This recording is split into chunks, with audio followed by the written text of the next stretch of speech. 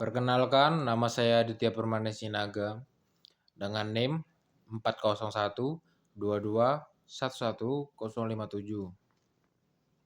Kali ini saya akan membahas tentang apakah yang dimaksud dengan penyelesaian sengketa internasional dan mengapa perang digolongkan sebagai penyelesaian sengketa internasional.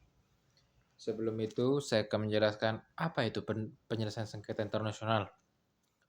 Penyelesaian sengketa internasional adalah mekanisme untuk menyelesaikan perselisihan antara dua atau lebih pihak internasional, termasuk pihak yang berdaulat dan pihak non-negara yang aktif secara internasional seperti perusahaan besar.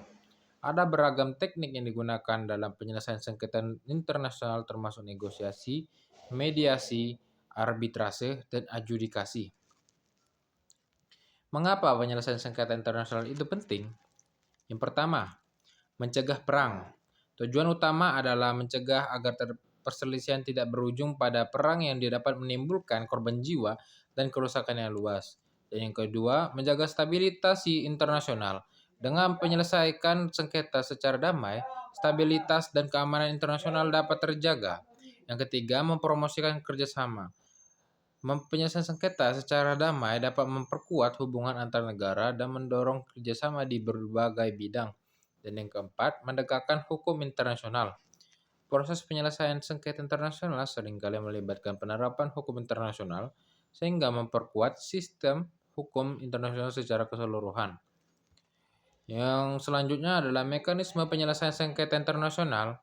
Ada beberapa mekanisme umum yang digunakan dalam penyelesaian sengketa internasional, antara lain yang pertama, negosiasi. Negosiasi adalah cara paling sederhana di mana pihak-pihak yang bersengketa secara langsung berunding untuk mencapai kesepakatan. Yang kedua, mediasi. Yang mediasi adalah melibatkan pihak ketiga yang netral atau mediator untuk memfasilitasi perundingan dan mencari solusi yang saling menguntungkan. Dan yang ketiga, konsilasi, mirip dengan mediasi, tetapi konsilator dapat memberikan rekomendasi solusi. Yang keempat, arbitrase. Penyelesaian sengketa diserahkan kepada panel arbitrator yang independen berdasarkan kesepakatan para pihak. Yang kelima, yurisdiksi pengadilan internasional.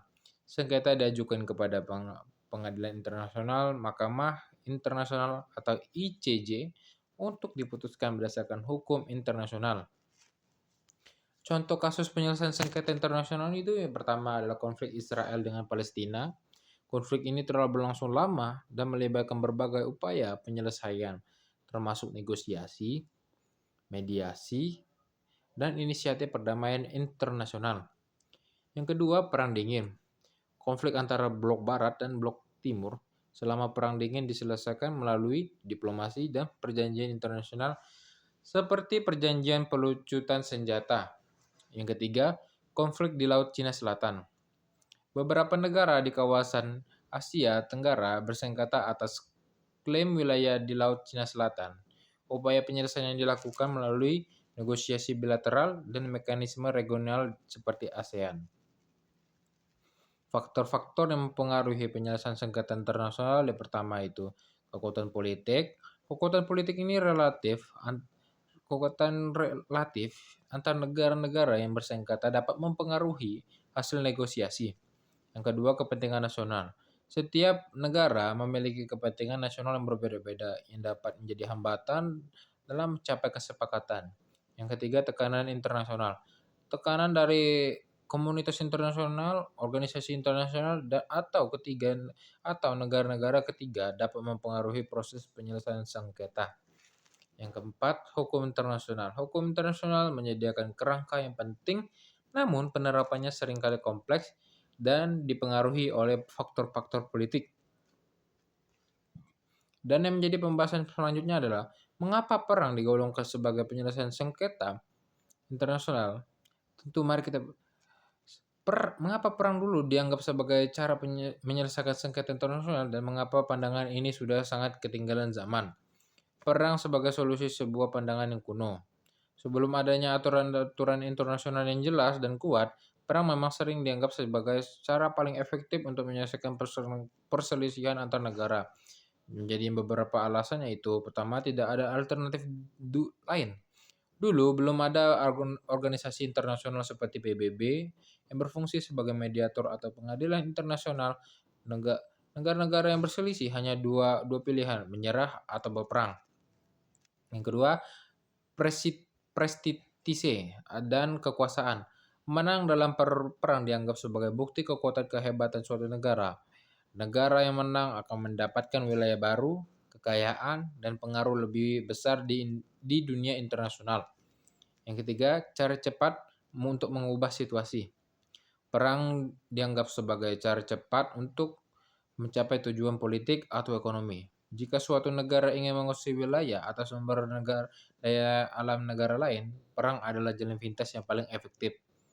Yang keempat, normal budaya. Dalam banyak budaya, perang dianggap sebagai bagian yang tak terpisahkan dari kehidupan manusia. Para pemimpin seringkali membenarkan perang dengan alasan agama, nasionalisme, atau kehormatan. Mengapa pandangan ini berubah drastis? Seiring berjalannya waktu, pandangan tentang perang sebagai solusi mulai berubah drastis. Yaitu ada beberapa faktor yang mendorong perubahan ini. Yang pertama, dampak hancurnya. Perang menimbulkan kerusakan yang sangat besar, baik secara fisik maupun psikologis. Jutaan orang tewas, terluka, atau kehilangan tempat tinggal, infrastruktur hancur, ekonomi lumpuh, dan lingkungannya rusak. Yang kedua, munculnya organisasi internasional. Berdirinya PBB dan organisasi internasional lainnya memberikan forum bagi negara-negara untuk menyelesaikan sengketa secara damai. Yang ketiga, perkembangan hukum internasional. Hukum internasional semakin menekan pentingnya penyelesaian sengketa secara damai dan melarang penggunaan kekerasan dalam hubungan internasional. Selanjutnya, perkembangan teknologi senjata. Munculnya senjata nuklir dan senjata pemusnah massal lainnya membuat perang menjadi ancaman yang jauh lebih mengerikan bagi seluruh manusia. Mengapa perang bukan lagi solusi yang layak? Karena adanya pelanggaran hukum internasional, penggunaan kekerasan dalam hubungan internasional termasuk perang secara tegas dilarang oleh piagam PBB dan hukum internasional lainnya. Dampaknya kemanusiaannya mengerikan. Yang ketiga, biaya ekonominya yang tinggi, dan yang keempat, alternatif yang ada yang lebih baik. Contoh-contohnya seperti negosiasi, mediasi, arbitrase, pengadilan internasional. Kesimpulannya, perang adalah solusi yang usang dan tidak efektif untuk menyelesaikan sengketa internasional.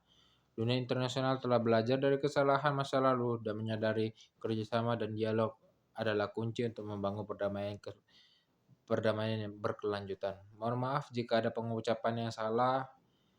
Terima kasih.